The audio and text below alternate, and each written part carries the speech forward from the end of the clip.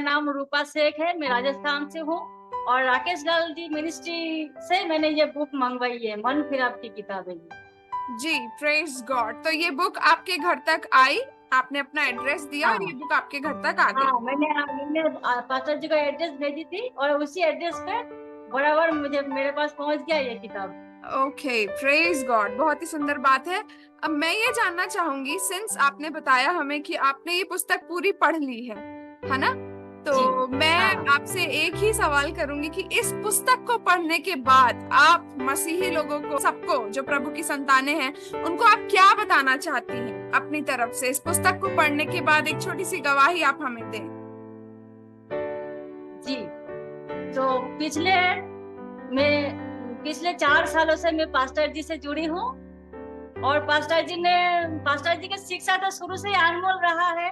उनको टेस्ट करे वो भी किताब हमारे हम तक पहुंचाई है। और अब परमेश्वर के अगुवाई से उन्होंने फिर ये मन फिर आपका किताब वापस उन्होंने हम तक पहुंचाई है। प्रभु की अगुवाई से ये लिखा है। तो इस पुस्तक को मैंने 1 डेढ़ महीने पहले से मंगवाई थी। और इस पुस्तक को पढ़ा, एक बार पढ़ा, फिर वापस मन किया मैं वापस पढ़ूं, तो वापस मैं पढ़ने लगी हूँ। और इसमें यही मतलब इसके विषय में लिखा है कि मन कैसे फिराना है हमको।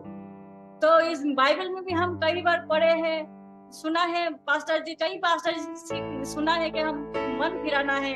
इससे पहले कि यूहन्ना ने प्रभु के आने से पहले भी उन्होंने प्रचार किया था कि मन फिराओ मन फिराओ। पर हमने भी पढ़ा है, पर हमें ये नहीं पता है था कि मन कैसे फिराना है, हम किन किन चीजों से मन को फिराना है, हम मन कैसे फिराए। तो पास्टर जी के जरिए जो ये हमको किताब मिला है, तो इस किताब में हमने पढ़ा है कि हम किन किन चीजों से मन को फिराना है और मन को कैसे फिरा सकते हैं, इसके बारे में बहुत अच्छे से लिखा है। और फिर मैंने इस किताब को पढ़ा, मन को फिराया मैंने। जिन जिन चीजों के आप लोग मंगाएंगे तो आपको पता चलेगा, इतना मैं डिटेल्स में नहीं कह पा रही हूँ किन किन चीजों से आपको मन को फिराना है। तो मैंने मन को फिराया और उसके बाद मैंने और प्रभु ने मुझे बहुत अगुवाई की। और पहले मैं मोबाइल देखती तो थी, पर बहुत ज्यादा नहीं बोलूंगी, पर थोड़ा बहुत देखती थी। अब मैं बिल्कुल देखना बंद कर दिया। और थोड़ा बहुत कुछ सामने वीडियो अगर आ भी जाता है ऐसी कोई वीडियो, तो मैं अगर मैं देखने की कोशिश भी करती हूँ, मेरे मन के अंदर से आवाज आती है, तो क्या कर रही है तुमने, तो मन फिराया हुआ है, पास्टर जी की शिक्षा को तो भूल गई क्या, ऐसे मेरे मन के अंदर से आवाज आती है। फिर पास्टर जी के इस बुक से यह भी सीखा कि हमें आराधना कैसा करना है, बाइबल को कैसे रीड करना है।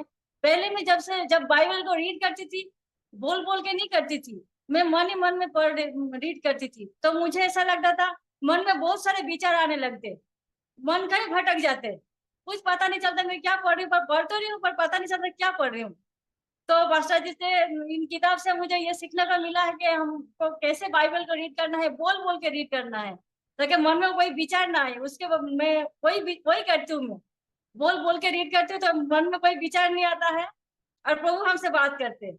विचार नहीं आता तो प्रभु हमसे बात करते हैं वचन के जरिए।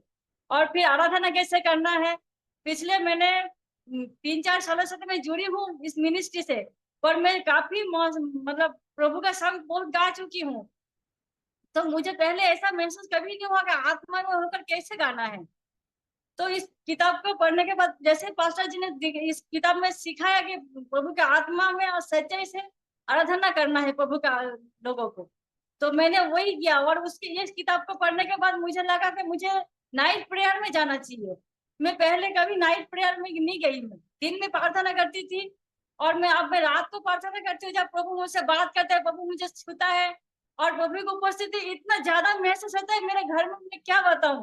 प्रभु मुझे छूता है, मैं जब बाइबल रीड करती हूँ मेरे आंखों में आंसू आ जाते हैं, जब प्रार्थना करती हूँ प्रभु मुझे छूता है, शरीर वाइब्रेट होने लगता है, जैसे लगता है मुझे कोई छू रहा है। और मैं अपना आप पवित्र आत्मा मुझे छूता है तो मैं अपना आप रोने लग जाती हूँ, चिल्ला चिल्ला के रोने लग जाती हूँ। क्या क्या होता है मेरे साथ, मैं क्या बताऊँ। नाइट प्रेयर में जब से गई हूँ मेरा फीलिंग अलग ही रही है।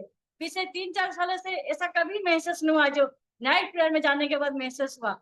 और इस किताब को मैं और लोगों को बोलूंगी कि लोग और ज्यादा से ज्यादा मंगवाए और खुद के ऊपर डिपेंड हो जाए।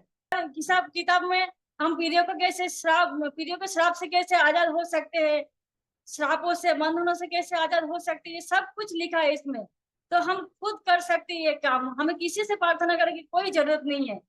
तो यही बोलूंगी कि सब जिन जिन लोगों ने ये अभी तक नहीं मंगवाई है किताब, वो मंगवाए और खुद के ऊपर डिपेंड हो जाए और मन को फिराए, प्रभु से मन लगे।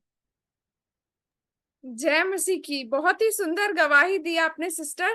प्रभु आपको बहुत बहुत आशीष दे। और मैं चाहूंगी कि आप भी लोगों को बताएं